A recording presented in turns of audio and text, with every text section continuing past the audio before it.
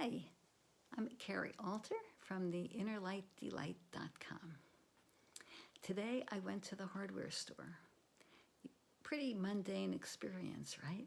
And before I went, I called ahead to make sure they had the specific special order kind of bulb that I was looking for. They had 3 of them, and they put them on hold for me behind the desk. So I went in feeling pretty confident that this was going to be an easy stop. I only needed a pair of scissors and a battery. So little did I know, when I got there, nobody could find the bulbs that they were holding behind the desk. One man asked another man, who asked another man, and 3 men went and looked on the shelves, and then they went and they looked in the computer, and turned out that they didn't even carry that particular kind of bulb. Nobody knew why. Somebody had told me they would hold it behind the front desk for me, and that they had it in stock. So this took quite a while to unravel, and then I needed a new battery for my key fob. And that was another chore. Nobody could figure out how to get the key fob open. They had to watch a YouTube video to figure it out. One man had to help another man. Meanwhile, somebody realized that I needed a chair and went and got me a chair. And it just kept taking longer and longer. And the kind of scissors that I needed turned out there's a difference. So one thing led to another. And before I knew it, my very quick hardware store trip was turning into an 1.5 hour trip.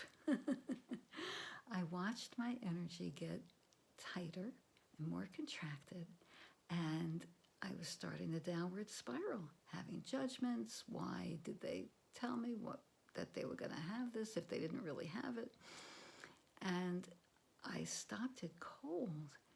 I was like, okay, let's just be with that feeling. So instead of letting it go into a downward spiral, I just stopped to be with it, to be present with it and just feel it, instead of trying to push it away and then getting sucked in further, because that's what happens. Energy is sticky. So when you try to push it away, it actually pulls you in further. Like, remember those Chinese handcuffs you had when you were kids?